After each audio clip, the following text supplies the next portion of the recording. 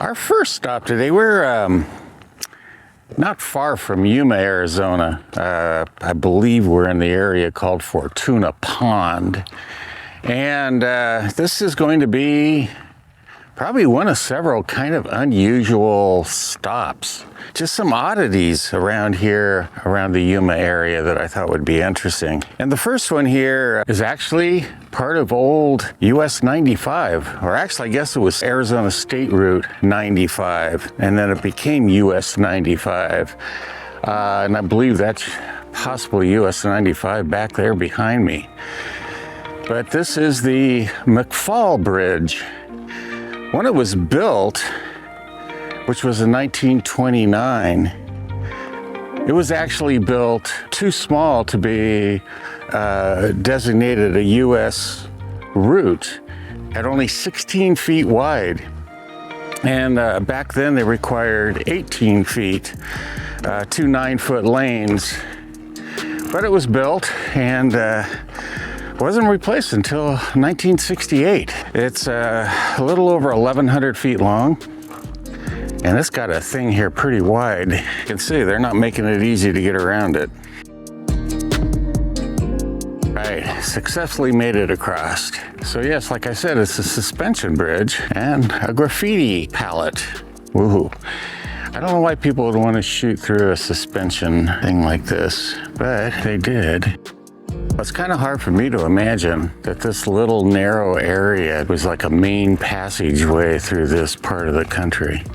So somewhere down in here, I guess this is the Gila River. I think we can get down there. It'd be kind of cool.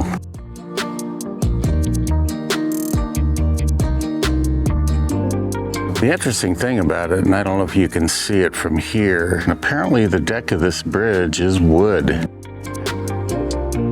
Interesting, people have kind of broken through so they can go in, but then there is a very stout gate further up.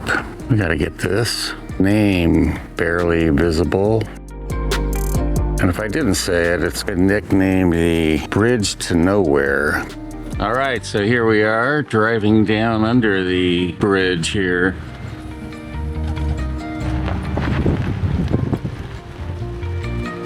So here we are down under the McPhaul Bridge. I just thought it'd be kind of interesting to take a look. Maybe we'll walk up to the river there, but yeah, is all wood, the whole driving surface. We'll walk over and check out the river here.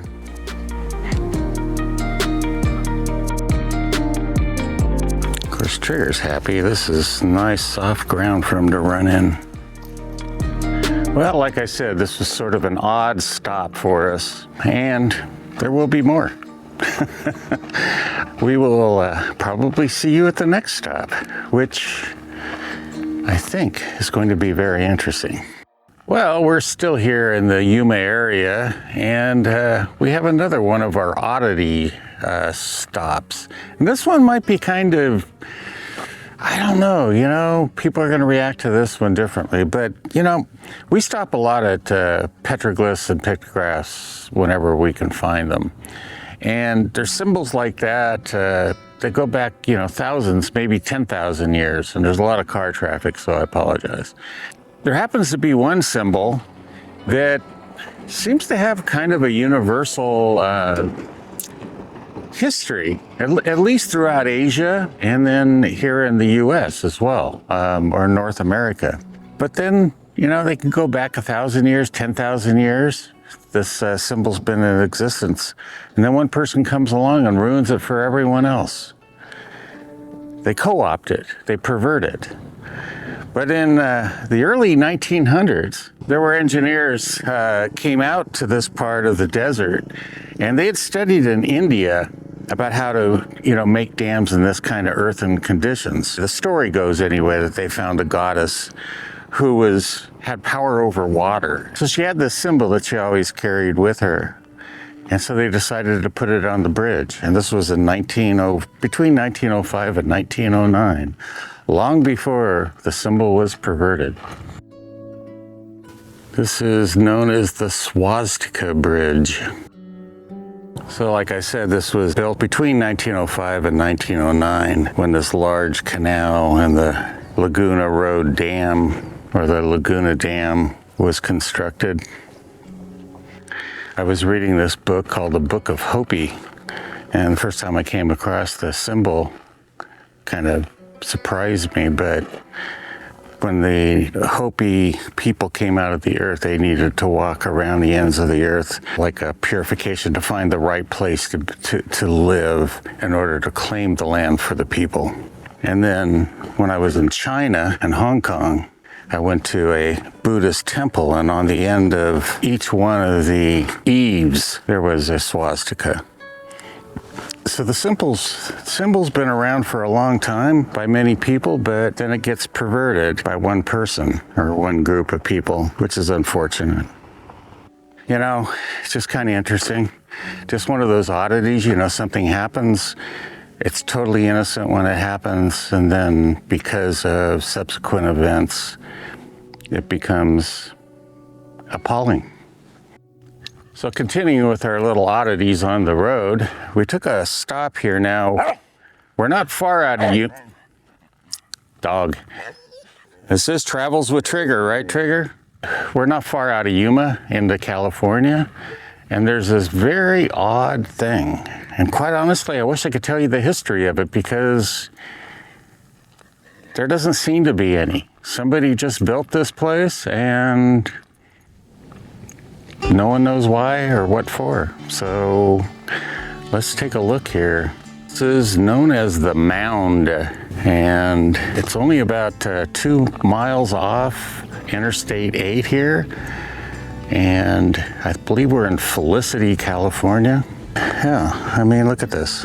It's crazy. It's all platted out. We'll go around and check out, but obviously very religious person, whoever did it. All these steps. Circle of the dark rocks here. Circle with the light rocks. And there's a dog. There's a dog in my picture. Well, here we come. It's just this mound of quartz in the middle. Oh, somebody's left a fake flower here.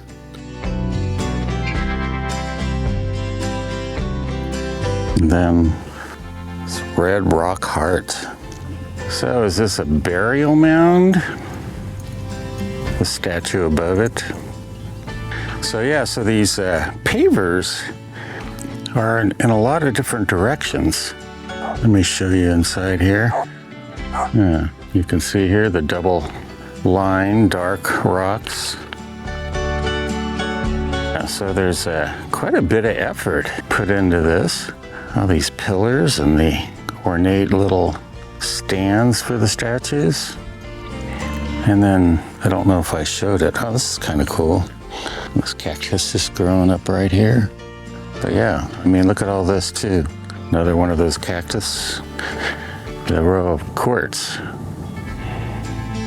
Looking at the patterns here, very odd looking. We can see almost like compartments that have been made out of dark rock and then light. And from the air, you know, from Google Earth, and this is where I wish I had the drone still, hadn't lost it, but these spaces are everywhere. It's interesting too, this line of rocks right here. Walked by it and didn't even pay attention to it. Whether this was put in by the same person or not, I don't know. Look, even like a curbing right here. Very strange. And then very interesting here, right? Kind of out and away and down the hill from the mound is this bench. And that's a really nice bench. That is not a cheap bench. Granite, it looks like. Very strange. Well, just another one of those oddities on the road. Oh yes, so another little oddity here in the Yuma area. There's this little miniature church coming up here. Might see it out in the front. We're gonna stop and take a quick look. I don't even think I'll put a mic on because don't plan on being here very long.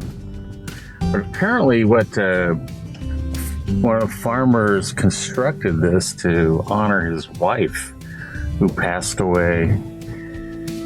I mean, that is small. I think it's called the Lauren Pratt Church. All right, so I'm walking up to the little chapel here. You probably saw then the size. Whoa. Yes. And this is it. Actually has little pews in it. And looks like some fruits and vegetables. Guess maybe if you need them, you can take them. Yes, I think it's 8 by 12 or 10 by 12 or something like that. Crazy, huh? Just one of those oddities on the road. Yeah, sorry for not putting a microphone on, but just didn't make sense to go through all the hassle just for that.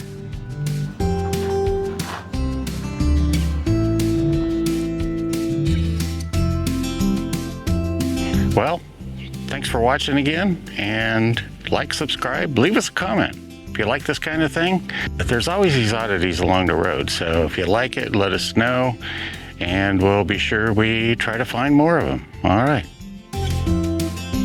We'll see you on the next video. Who knows?